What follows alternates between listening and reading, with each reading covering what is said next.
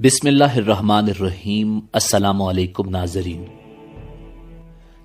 اس زمانے میں عرب کا دستور یہ تھا کہ جب ان کے ہاں کوئی بچہ ہوتا تو وہ دیہات سے آنے والی دائیوں کے حوالے کر دیتے تھے تاکہ دیہات میں بچے کی نشو و نما بہتر ہو اور وہ خالص عربی زبان سیکھ سکے۔ دائیوں کا قافلہ مکہ میں داخل ہوا۔ انہوں نے ان گھروں کی تلاش شروع کی جن میں بچے پیدا ہوئے تھے۔ اس طرح بہت سی دائیاں جناب عبد المطلب کے گھر بھی آئیں۔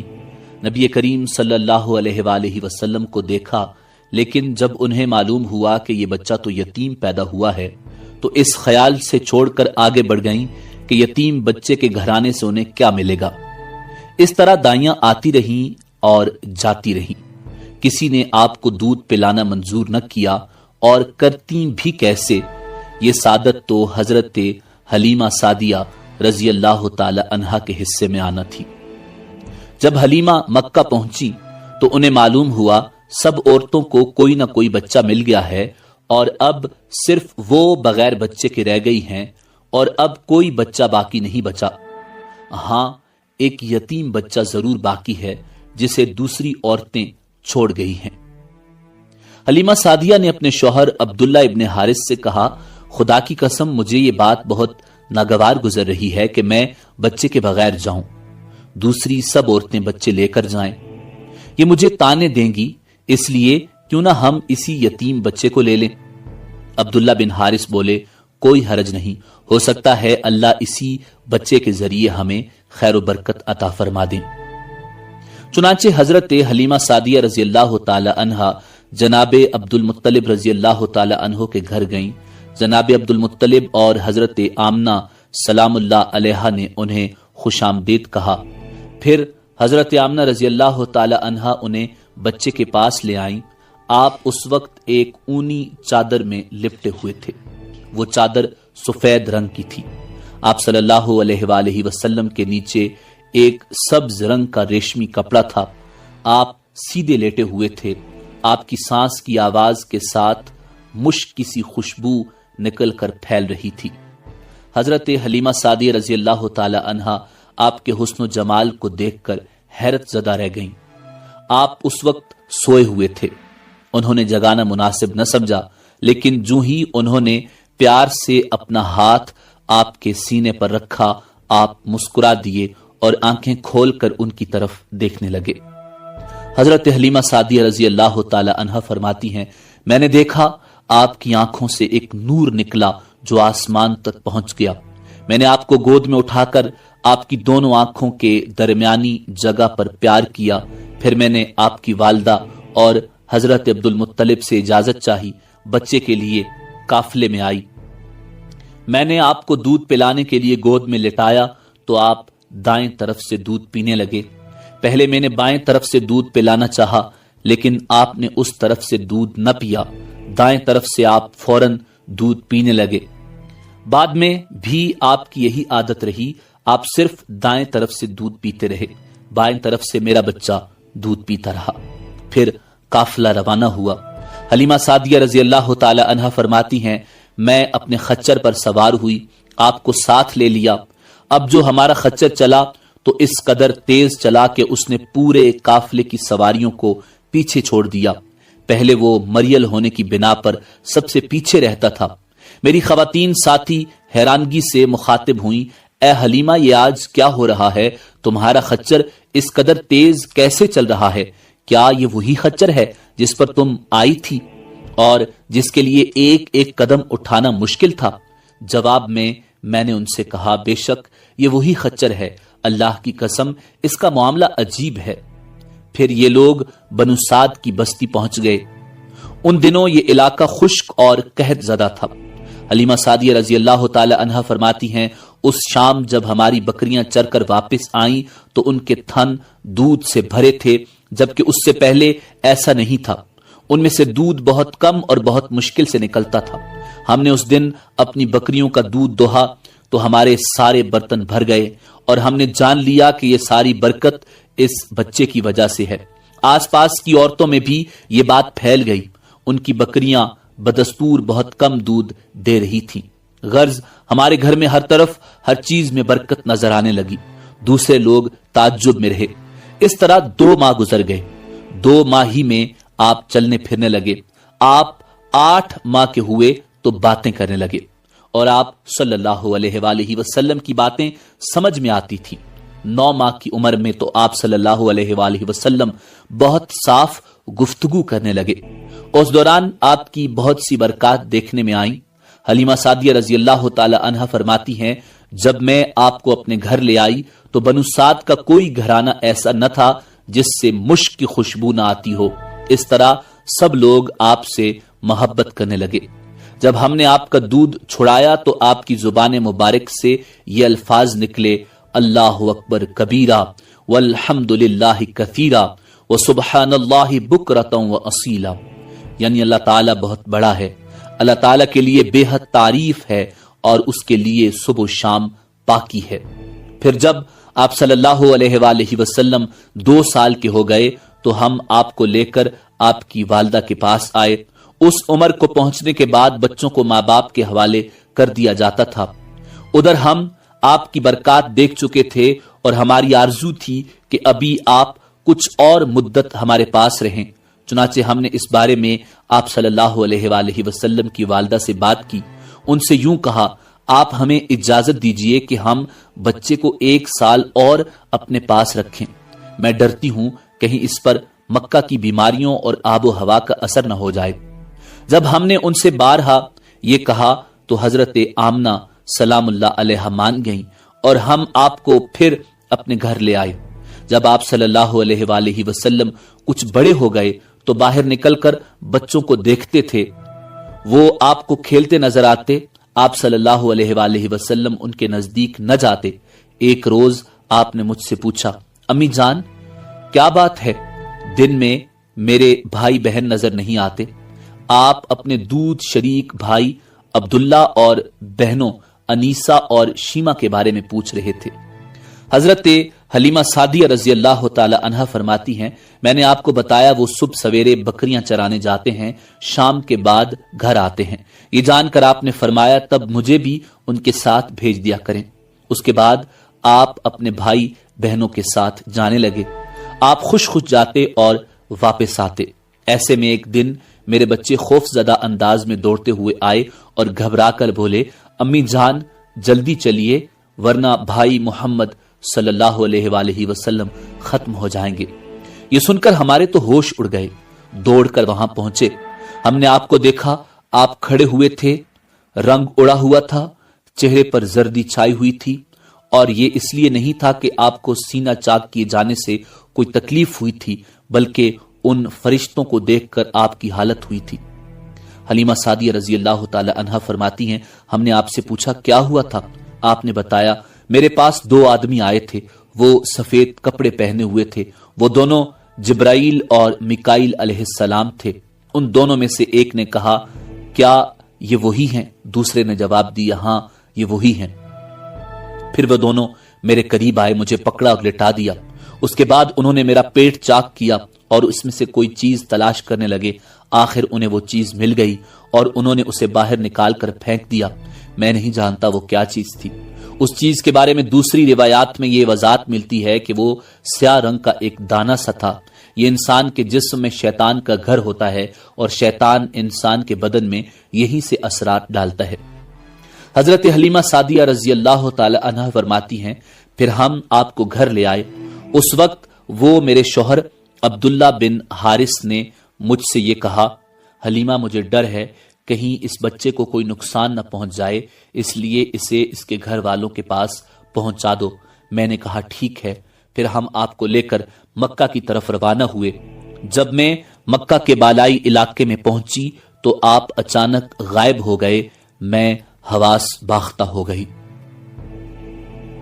हलीमा सादिया फरमाती हैं, मैं परेशानी की हालत में मक्का पहुंची। आपके दादा अब्दुल मुत्तलिब के पास पहुंचते ही मैंने कहा, मैं आज रात मोहम्मद सल्लल्लाहु अलैहि वसल्लम को लेकर आ रही थी। जब मैं बालाई इलाके में पहुंची तो वो अचानक कहीं गुम हो गए। अब खुदा की कसम मैं नहीं जानती वो कहां हैं। हजरत अब्दुल मुत्तलिब ये सुनकर फौरन काबा के पास खड़े हो गए। उन्होंने आप सल्लल्लाहु अलैहि वसल्लम के मिल जाने के लिए दुआ की। پھر آپ کی تلاش میں روانہ ہوئے۔ ان کے ساتھ ورقہ بن نوفل بھی تھے۔ غرض دونوں تلاش کرتے کرتے تہامہ کی وادی پہنچے۔ ایک درخت کے نیچے انہیں ایک لڑکا کھڑا نظر آیا۔ اس درخت کی شاخیں بہت گھنی تھیں۔ حضرت عبد المطلب نے پوچھا، لڑکے تم کون ہو؟ حضور نبی کریم صلی اللہ علیہ وآلہ وسلم چونکہ اس وقت تک قد نکال چکے تھے، اس لیے حضرت عبد المطلب پہچان نہ سکے۔ آپ کا قد تیزی سے بڑھ رہا تھا۔ جواب میں آپ صلی اللہ علیہ وآلہ وسلم نے فرمایا، میں محمد بن عبداللہ بن عبد المطلب ہوں۔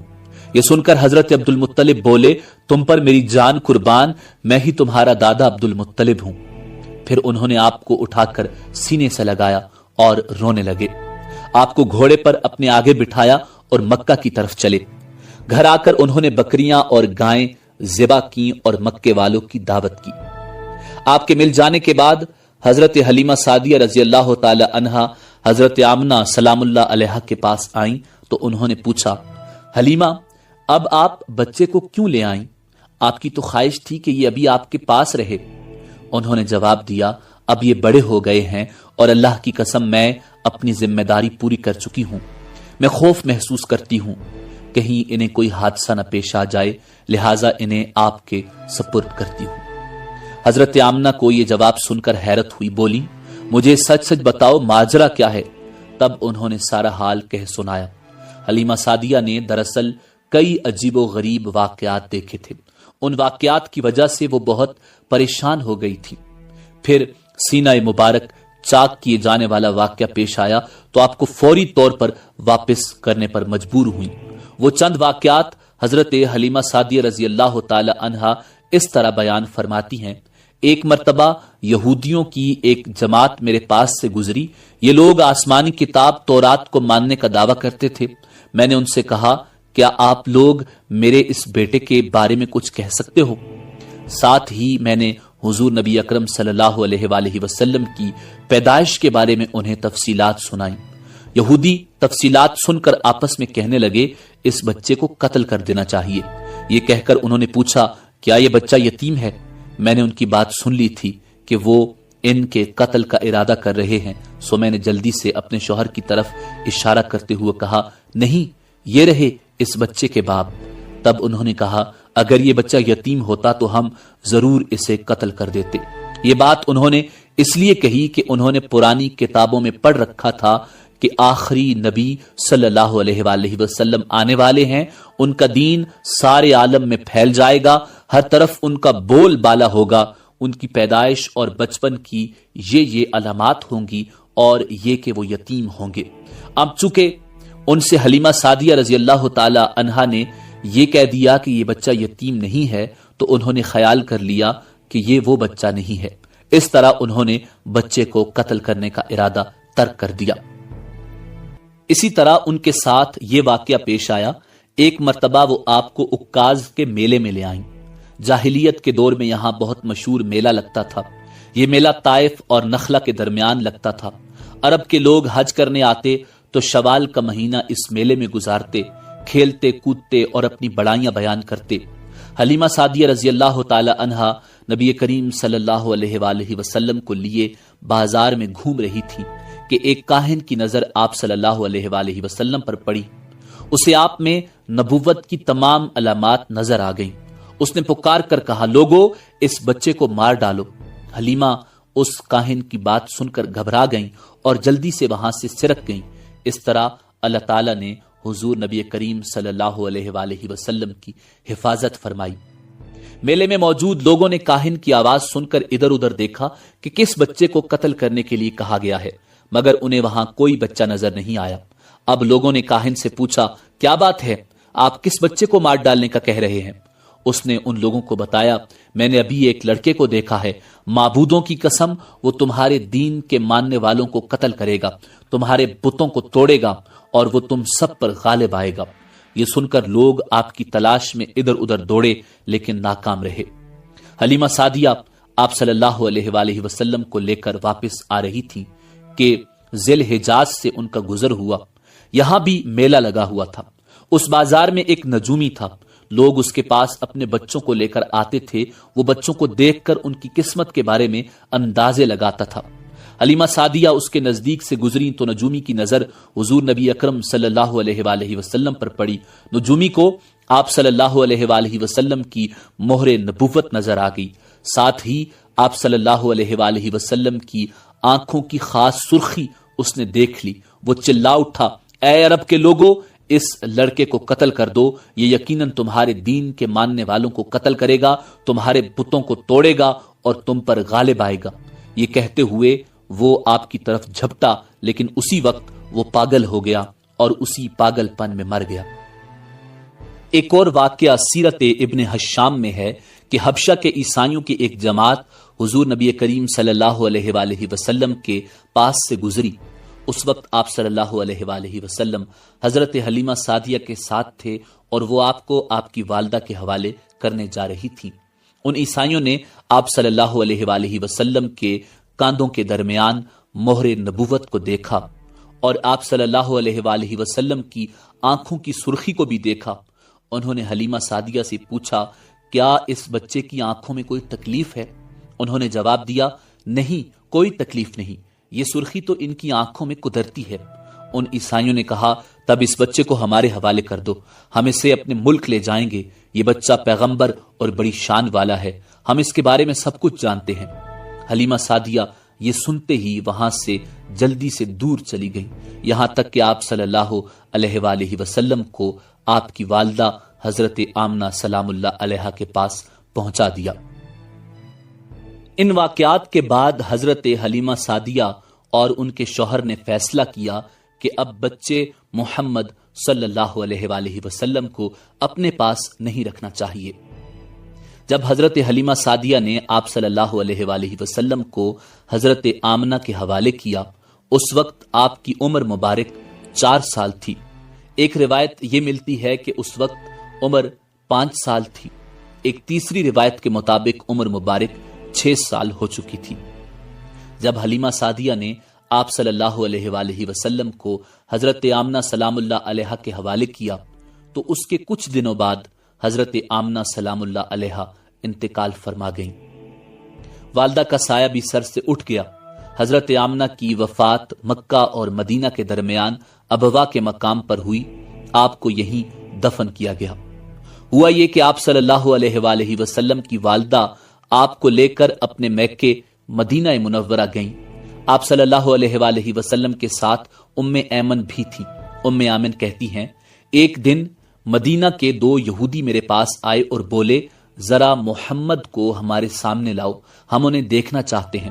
وہ آپ صلی اللہ علیہ وآلہ وسلم کو ان کے سامنے لے آئیں۔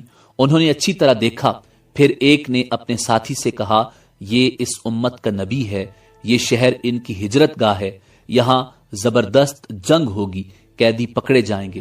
آپ صلی اللہ علیہ وآلہ وسلم کی والدہ کو یہودیوں کی اس بات کا پتہ چلا تو آپ ڈر گئیں اور آپ کو لے کر مکہ کی طرف روانہ ہوئیں، مگر راستے ہی میں ابوا کے مقام پر وفات پا گئیں۔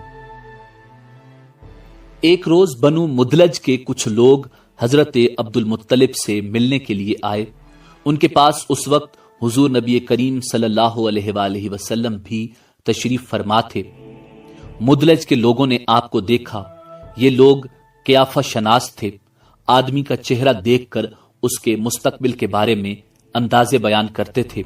انہوں نے حضرت عبد المطلب سے کہا، اس بچے کی حفاظت کریں، اس لیے کہ مقام ابراہیم پر جو حضرت ابراہیم علیہ السلام کے قدم کا نشان ہے، اس بچے کے پاؤں کا نشان بالکل اس نشان سے ملتا جلتا ہے۔ اس قدر مشابہت ہم نے کسی اور کے پاؤں کے نشان میں نہیں دیکھی۔ ہمارا خیال ہے یہ بچہ نرالی شان کا مالک ہوگا، اس لیے اس کی حفاظت کریں۔ مقام ابراہیم خانہ کعبہ میں وہ پتھر ہے جس پر حضرت ابراہیم علیہ السلام کعبہ کی تعمیر کے وقت کھڑے ہوئے تھے۔ معجزے کے طور پر اس پتھر پر ابراہیم علیہ السلام کے پیروں کے نشان پڑ گئے تھے۔ لوگ اس پتھر کی زیارت کرتے ہیں، یہی مقام ابراہیم ہے۔ چونکہ آپ حضرت ابراہیم علیہ السلام کی نسل سے ہیں، اس لیے ان کے پاؤں کی مشابہت آپ میں ہونا قدرتی بات تھی۔ ایک روز حضرت عبد المطلب خانہ کعبہ میں حجر اسود کے پاس بیٹھے ہوئے تھے۔ ایسے میں ان کے پاس نجران کے عیسائی آ گئے۔ ان میں ایک پادری بھی تھا۔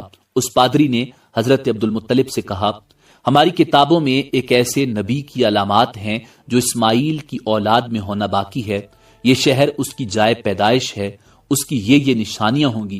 ابھی یہ بات ہو رہی تھی کہ کوئی شخص آپ صلی اللہ علیہ وآلہ وسلم کو لے کر وہاں پہنچا۔ پادری کی نظر جو ہی آپ پر پڑی وہ چونک اٹھا، آپ کی آنکھوں، کمر اور پیروں کو دیکھ کر وہ چلا اٹھا، وہ نبی یہی ہیں، یہ تمہارے کیا لگتے ہیں؟ حضرت عبد المطلب بولے، یہ میرے بیٹے ہیں۔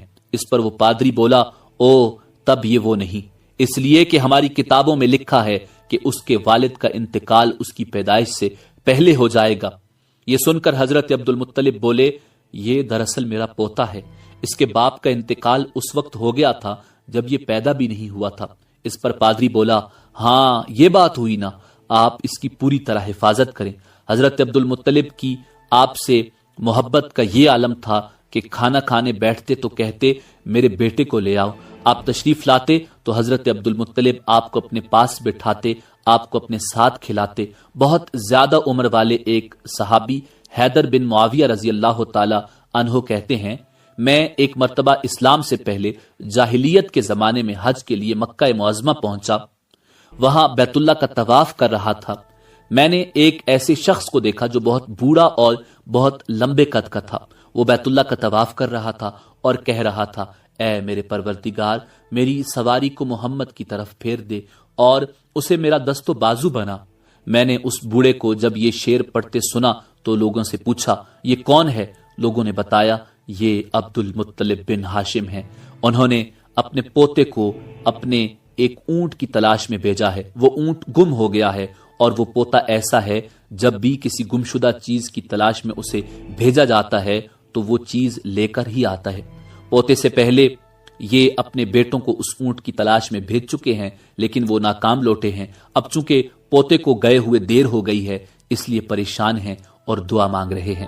تھوڑی ہی دیر گزری تھی کہ میں نے دیکھا کہ آپ صلی اللہ علیہ وآلہ وسلم اونٹ کو لیے تشریف لا رہے ہیں۔ حضرت عبد المطلب نے آپ کو دیکھ کر کہا، میرے بیٹے، میں تمہارے لیے اس قدر فکر مند ہو گیا تھا کہ شاید اس کا اثر کبھی میرے دل سے نہ جائے۔ حضرت عبد المطلب کی بیوی کا نام رقیہ بنت ابو سیفی تھا۔ وہ کہتی ہیں، قریش کئی سال سے سخت قحط سالی کا شکار تھے، بارشیں بالکل بند تھیں، سب لوگ پریشان تھے۔ اسی زمانے میں نے ایک خواب دیکھا، کوئی شخص خواب میں کہہ رہا تھا، اے قریش کے لوگوں، تم میں ایک نبی ظاہر ہونے والا ہے، اس کے ظہور کا وقت آ گیا ہے، اس کے ذریعے تمہیں زندگی ملے گی، یعنی خوب بارشیں ہوں گی، سرسبزی اور شادابی ہوگی۔ تم اپنے لوگوں میں سے ایک ایسا شخص تلاش کرو جو لمبے قد کا ہو، گورے رنگ کا ہو، اس کی پلکیں گھنی ہوں، بھوئیں اور ابرو ملے ہوئے ہوں۔ وہ شخص اپنی تمام اولاد کے ساتھ نکلے اور تم میں سے ہر خاندان کا ایک آدمی نکلے، سب پاک صاف ہوں اور خوشبو لگائیں۔ وہ حجر اسود کو بوسہ دیں، پھر سب جبل ابو قیس پر چڑھ جائیں، پھر وہ شخص جس کا حلیہ بتایا گیا ہے آگے بڑھے اور بارش کی دعا مانگے، اور تم سب آمین کہو تو بارش ہو جائے گی۔ صبح ہوئی تو رقیہ نے اپنا یہ خواب قریش سے بیان کیا۔ انہوں نے ان نشانیوں کو تلاش کیا تو سب کی سب نشانیاں انہیں عبد المطلب میں مل گئیں۔ سب ان کے پاس جمع ہوئے، ہر خاندان سے ایک ایک آدمی آیا، ان سب نے شرائط پوری کی۔ اس کے بعد سب ابو قیس پہاڑ پر چڑھ گئے۔ ان میں نبی کریم صلی اللہ علیہ وآلہ وسلم تھے۔ آپ اس وقت 9 مرد تھے۔ پھر حضرت عبد المطلب آگے بڑھے اور انہوں نے یوں دعا کی، اے اللہ، یہ سب تیرے غلام ہیں، تیرے غلاموں کی اولاد ہیں، تیری باندیاں ہیں اور تیری باندیوں کی اولاد ہیں۔ ہم پر جو برا وقت آ پڑا ہے تو دیکھ رہا ہے، ہم مسلسل قحط سالی کا شکار ہیں۔ اب اونٹ، گائیں، گھوڑے، خچر اور گدھے سب کچھ ختم ہو چکے ہیں اور جانوروں پر بنائی ہے، اس لیے ہماری یہ خشک سالی ختم فرما دے، ہمیں زندگی اور سرسبزی اور شادابی عطا فرما۔ ابھی یہ دعا مانگ ہی رہے تھے کہ بارش شروع ہو گئی، وادیاں پانی سے بھر گئیں، لیکن اس بارش میں ایک عجیب بات ہوئی، اور وہ عجیب بات یہ تھی کہ قریش کو یہ سیرابی ضرور حاصل ہوئی، مگر یہ بارش قبیلہ قیس اور قبیلہ مضر کے قریبی بستیوں میں بالکل نہ ہوئی۔ اب لوگ بہت حیران ہو گئے، یہ کیا بات ہوئی؟ ایک قبیلے پر بارش اور آس پاس کے سب قبیلے بارش سے محروم۔ تمام قبیلوں کے سردار جمع ہوئے، اس سلسلے میں بات چیت شروع ہوئی۔ ایک سردار نے کہا، ہم زبردست قحط اور خشک سالی کا شکار ہیں، جبکہ قریش کو اللہ تعالیٰ نے بارش عطا کی ہے اور یہ عبد المطلب کی وجہ سے ہوا ہے، اس لیے ہم سب ان کے پاس چلتے ہیں، اگر وہ ہمارے لیے دعا کر دیں تو شاید اللہ ہمیں بھی بارش دے دے۔ یہ مشورہ سب کو پسند آیا، چنانچہ یہ لوگ مکہ معظمہ میں آئے اور حضرت عبد المطلب سے ملے، انہیں سلام کیا، پھر ان سے کہا، اے عبد المطلب، ہم کئی سال سے خشک سالی کا شکار ہیں، ہمیں آپ کی برکت کے بارے میں معلوم ہوا ہے، اس لیے مہربانی فرما کر آپ ہمارے لیے بھی دعا کریں، اس لیے کہ اللہ نے آپ کی دعا سے قریش کو بارش عطا کی ہے۔ ان کی بات سن کر حضرت عبد المطلب نے کہا، اچھی بات ہے، میں کل میدان عرفات میں آپ لوگوں کے لیے بھی دعا کروں گا۔ دوسرے دن صبح سویرے حضرت عبد المطلب میدان عرفات کی طرف روانہ ہوئے، ان کے ساتھ دوسرے لوگوں کے علاوہ ان کے بیٹے اور اللہ کے رسول صلی اللہ علیہ وآلہ وسلم بھی تھے۔ عرفات کے میدان میں حضرت عبد المطلب کے لیے ایک کرسی بچھائی گئی، وہ اس پر بیٹھ گئے، نبی کریم صلی اللہ علیہ وآلہ وسلم کو انہوں نے گود میں بٹھا لیا، پھر انہوں نے ہاتھ اٹھا کر یوں دعا کی، اے اللہ، چمکنے والی بجلی کے پروردگار اور کڑکنے والی گرج کے مالک، پالنے والوں کے پالنے والے اور مشکلات کو آسان کرنے والے، یہ قبیلہ قیس اور قبیلہ مضر کے لوگ ہیں، یہ بہت پریشان ہیں، ان کی کمریں جھک گئی ہیں، یہ تجھ سے اپنی لاچاری اور بے کسی کی فریاد کرتے ہیں اور جان و مال کی بربادی کی شکایت کرتے ہیں، بس اے اللہ ان کے لیے خوب برسنے والے بادل بھیج اور آسمان سے ان کے لیے رحمت عطا فرما تاکہ ان کی زمینیں سرسبز ہو جائیں اور ان کی تکالیف دور ہو جائیں۔ عبد المطلب ابھی یہ دعا کر ہی رہے تھے کہ ایک سیاہ بادل اٹھا، عبد المطلب کی طرف آیا اور اس کے بعد اس کا رخ قبیلہ قیس اور بنو مضر کی بستیوں کی طرف ہو گیا۔ یہ دیکھ کر عبد المطلب نے کہا، اے گروہ قریش اور مضر، جاؤ، تمہیں سیرابی حاصل ہوگی۔ چنانچہ یہ لوگ جب اپنی بستیوں میں پہنچے تو وہاں بارش شروع ہو چکی تھی۔ ناظرین، حضور نبی کریم صلی اللہ علیہ وآلہ وسلم 7 سال کے ہو چکے تھے کہ آپ کی آنکھیں دکھنے کو آ گئیں۔ مکہ میں آنکھوں کا علاج کرایا گیا لیکن افاقہ نہ ہوا۔ حضرت عبد المطلب سے کسی نے کہا، عکاظ کے بازار میں ایک راہب رہتا ہے، وہ آنکھوں کی تکالیف کا علاج کرتا ہے۔ حضرت عبد المطلب نبی کریم صلی اللہ علیہ وآلہ وسلم کو اس کے پاس لے گئے۔ اس کی عبادت گاہ کا دروازہ بند تھا، انہوں نے اسے آواز دی، راہب نے کوئی جواب نہ دیا۔ اچانک عبادت گاہ میں شدید زلزلہ آیا، راہب ڈر گیا کہ کہیں عبادت خانہ اس کے اوپر نہ گر پڑے، اس لیے فوراً باہر نکل آیا۔ اب اس نے جب حضور نبی کریم صلی اللہ علیہ وآلہ وسلم کو دیکھا تو چونک اٹھا، اس نے کہا، اے عبد المطلب، یہ لڑکا اس امت کا نبی ہے، اگر میں باہر نہ نکل آتا تو یہ عبادت گاہ ضرور مجھ پر گر پڑتی، اس لڑکے کو فوراً واپس لے جاؤ اور اس کی حفاظت کرو، کہیں یہودیوں یا عیسائیوں میں سے اسے کوئی قتل نہ کر دے۔ پھر اس نے کہا، اور رہی بات ان کی آنکھوں کی، تو آنکھوں کی دعا تو خود ان کے پاس موجود ہے۔ حضرت عبد المطلب یہ سن کر حیران ہوئے اور بولے، ان کے اپنے پاس ہے؟ میں سمجھا نہیں۔ تو راہب کہنے لگا، ان کا لعاب دہن ان کی آنکھوں میں لگائیں۔ ایسا ہی کیا گیا، آنکھیں فوراً ٹھیک ہو گئیں۔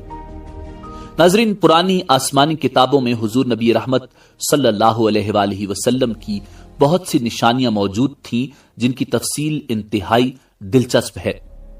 یمن میں ایک قبیلہ حمیر تھا، وہاں ایک شخص سیف بن یزن تھا، وہ سیف حمیری کہلاتا تھا۔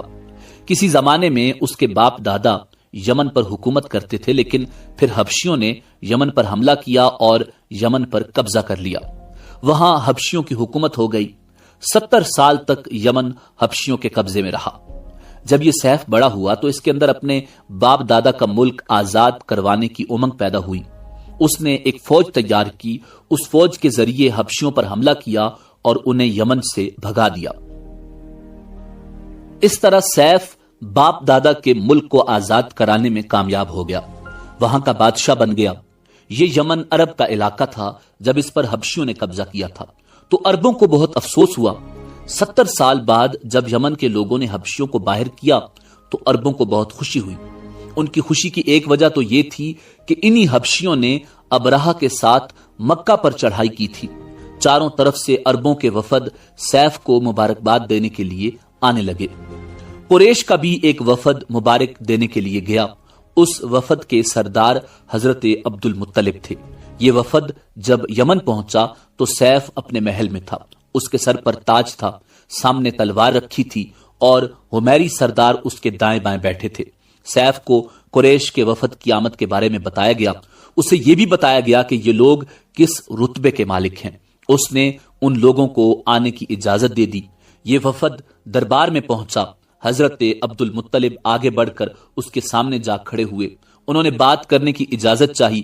سیف نے کہا، اگر تم بادشاہوں کے سامنے بولنے کے آداب سے واقف ہو تو ہماری طرف سے اجازت ہے۔ تب حضرت عبد المطلب نے کہا، اے بادشاہ، ہم کعبہ کے خادم ہیں، اللہ کے گھر کے محافظ ہیں، ہم آپ کو مبارکباد دینے آئے ہیں۔ یمن پر حبشی حکومت ہمارے لیے بھی بوجھ بنی ہوئی تھی، آپ کو مبارک ہو۔ آپ کے اس کارنامے سے آپ کے بزرگوں کو بھی عزت ملے گی اور آنے والی نسلوں کو بھی وقار حاصل ہوگا۔ سیف ان کے الفاظ سن کر بہت خوش ہوا، بے اختیار بول اٹھا، اے شخص، تم کون ہو؟ کیا نام ہے تمہارا؟ انہوں نے کہا، میرا نام عبد المطلب بن ہاشم ہے۔ سیف نے ہاشم کا نام سن کر کہا، تب تو تم ہماری بہن کے بیٹے ہو۔ عبد المطلب کی والدہ مدینے کے قبیلے خزرج کی تھیں اور خزرج کا قبیلہ دراصل یمن کا تھا، اس لیے سیف نے ہاشم کا نام سن کر کہا، تب تو تم ہماری بہن کے بیٹے ہو۔ پھر اس نے کہا، ہم آپ سب کو خوش آمدید کہتے ہیں، آپ کے جذبات کی قدر کرتے ہیں۔ اس کے بعد قریش کے وفد کو سرکاری مہمان خانے میں ٹھہرا دیا گیا، ان کی خوب خاطر مدارت کی گئی، یہاں تک کہ 1 ماہ گزر گیا۔ 1 ماہ کی مہمان نوازی کے بعد سیف نے انہیں بلایا۔ حضرت عبد المطلب کو اپنے پاس بلا کر اس نے کہا، اے عبد المطلب، میں اپنے علم کے پوشیدہ رازوں میں سے ایک راز تمہیں بتا رہا ہوں، تمہارے علاوہ کوئی اور ہوتا تو میں ہرگز نہ بتاتا۔ تم اس راز کو اس وقت تک راز ہی رکھنا جب تک کہ خود اللہ تعالیٰ اس راز کو ظاہر نہ فرما دے۔ ہمارے پاس ایک پوشیدہ کتاب ہے، وہ پوشیدہ رازوں کا ایک خزانہ ہے، ہم دوسروں کو اس سے چھپا کر رکھتے ہیں۔ میں نے اس کتاب میں ایک بہت عظیم الشان خبر اور ایک بڑے خطرے کے بارے میں پڑھ لیا ہے، اور وہ آپ کے بارے میں ہے۔ عبد المطلب یہ باتیں سن کر حد درجے حیرت زدہ ہوئے اور پکار اٹھے، میں سمجھا نہیں، آپ کہنا کیا چاہتے ہیں؟ سنو عبد المطلب، جب تہامہ کی وادی یعنی مکہ میں ایسا بچہ پیدا ہو جس کے دونوں کندھوں کے درمیان بالوں کا گچھا یعنی مہر نبوت ہو تو اسے امامت اور سرداری حاصل ہوگی، اور اس کی وجہ سے تمہیں قیامت تک کے لیے اعزاز ملے گا، عزت ملے گی۔ حضرت عبد المطلب نے یہ سن کر کہا، اے بادشاہ، اللہ کرے آپ کو بھی ایسی خوشبختی میسر آئے، آپ کی ہیبت مجھے روک رہی ہے، ورنہ میں آپ سے پوچھتا کہ اس بچے کا زمانہ کب ہوگا۔ بادشاہ نے جواب دیا، یہی اس کا زمانہ ہے، وہ اسی زمانے میں پیدا ہوگا یا پیدا ہو چکا ہے، اس کا نام محمد صلی اللہ علیہ وآلہ وسلم ہوگا۔ اس کی والدہ کا انتقال ہو جائے گا، اس کے دادا اور چچا اس کی پرورش کریں گے، ہم بھی اس کے آرزو مند رہے کہ وہ بچہ ہمارے ہاں پیدا ہو۔ اللہ تعالیٰ اسے کھلے عام ظاہر فرمائے گا اور اس کے لیے ہم میں سے یعنی مدینے کے قبیلے خزرج میں اس نبی کے مددگار بنائے گا۔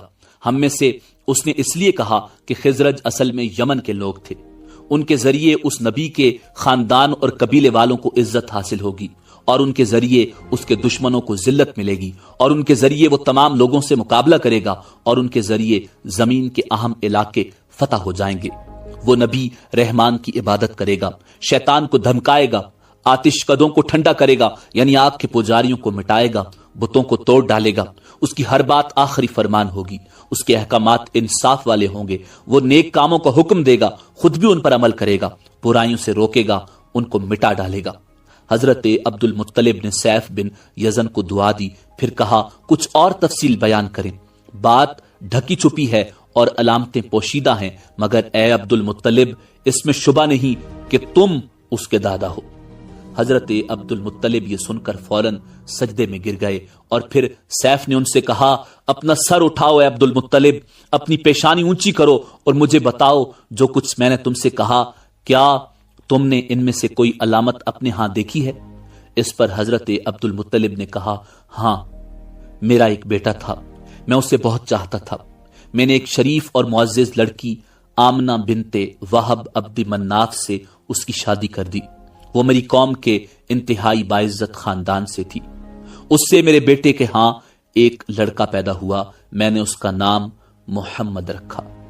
اس بچے کا باپ اور ماں دونوں فوت ہو چکے ہیں، اب میں اس کا چچا ابو طالب اس کی دیکھ بھال کرتے ہیں۔ اب سیف نے ان سے کہا، میں نے تمہیں جو کچھ بتایا وہ واقعہ اسی طرح ہے، اب تم اپنے پوتے کی حفاظت کرو، اسے یہودیوں سے بچائے رکھو، اس لیے کہ وہ اس کے دشمن ہیں۔ یہ اور بات ہے کہ اللہ تعالیٰ ہرگز ان لوگوں کو ان پر قابو نہیں پانے دے گا، اور میں نے جو کچھ آپ کو بتایا ہے اس کا اپنے قبیلے والوں سے ذکر نہ کرنا، مجھے ڈر ہے کہ ان باتوں کی وجہ سے ان لوگوں میں حسد اور جلن نہ پیدا ہو جائے۔ یہ لوگ سوچ سکتے ہیں یہ عزت اور بلندی آخر انہیں کیوں ملنے والی ہے، یہ لوگ ان کے راستے میں رکاوٹیں کھڑی کریں گے، اگر یہ لوگ اس وقت تک زندہ نہ رہے تو ان کی اولادیں یہ کام کریں گی۔ اگر مجھے یہ معلوم نہ ہوتا کہ اس نبی کے ظہور سے پہلے ہی مجھے موت آ لے گی تو میں اپنے اونٹوں اور قافلے کے ساتھ روانہ ہوتا اور ان کی سلطنت کے مرکز یثرب پہنچتا، کیونکہ میں اس کتاب میں یہ بات پاتا ہوں کہ شہر یثرب ان کی سلطنت کا مرکز ہوگا، ان کی طاقت کا سرچشمہ ہوگا، ان کی مدد اور نصرت کا ٹھکانہ ہوگا، اور ان کی وفات کی جگہ ہوگی، اور انہیں دفن بھی یہی کیا جائے گا۔ اور ہماری کتاب پچھلے علوم سے بھری پڑی ہے، مجھے پتا ہے اگر میں اسی وقت ان کی عظمت کا اعلان کروں تو خود ان کے لیے اور میرے لیے خطرات پیدا ہو جائیں گے۔ یہ ڈر نہ ہوتا تو میں اسی وقت ان کے بارے میں یہ تمام باتیں سب کو بتا دیتا، عربوں کے سامنے ان کی سربلندی اور اونچے رتبے کی داستانیں سنا دیتا، لیکن میں نے یہ راز تمہیں بتایا ہے، تمہارے ساتھیوں میں بھی کسی کو نہیں بتایا۔ اس کے بعد اس نے حضرت عبد المطلب کے ساتھیوں کو بلایا، ان میں سے ہر ایک کو 10 حبشی غلام، 10 حبشی باندیاں اور دھاری دار یمنی چادریں، بڑی مقدار میں سونا چاندی، 100 اونٹ اور عنبر کے بھرے ڈبے دیے۔ پھر حضرت عبد المطلب کو اس سے 10 گنا زیادہ دیا اور بولا، سال گزرنے پر میرے پاس ان کی خبر لے کر آنا اور ان کے حالات مجھے بتانا۔ سال گزرنے سے پہلے ہی اس بادشاہ کا انتقال ہو گیا۔ حضور نبی کریم صلی اللہ علیہ وآلہ وسلم کے جلیل القدر دادا جان حضرت عبد المطلب اکثر اس بادشاہ کا ذکر کیا کرتے تھے۔ حضور نبی کریم صلی اللہ علیہ وآلہ وسلم کی عمر تقریباً 8 سال ہوئی تو حضرت عبد المطلب انتقال فرما گئے۔ اس طرح ایک عظیم سرپرست کا ساتھ چھوٹ گیا۔ اس وقت حضرت عبد المطلب کی عمر مبارک 95 برس تھی۔ تاریخ کی بعض کتابوں میں ان کی عمر اس سے بھی زیادہ لکھی ہوئی ہے۔ جس وقت حضرت عبد المطلب کا انتقال ہوا، حضور نبی کریم ان کی چارپائی کے پاس موجود تھے۔ آپ صلی اللہ علیہ وآلہ وسلم زار و قطار رونے لگے۔ حضرت عبد المطلب کو اجون کے مقام پر ان کے دادا قصی کے پاس دفن کیا گیا۔ مرنے سے پہلے انہوں نے نبی کریم صلی اللہ علیہ وآلہ وسلم کو اپنے بیٹے حضرت ابو طالب کے سپرد کیا۔ اب ابو طالب آپ کے نگران ہوئے، انہیں بھی آپ سے بے تحاشا محبت ہو گئی۔ ان کے بھائی عباس اور زبیر بھی آپ کا بہت خیال رکھتے تھے۔ پھر زبیر بھی انتقال کر گئے تو آپ کی نگرانی آپ کے چچا حضرت ابو طالب ہی کرتے رہے۔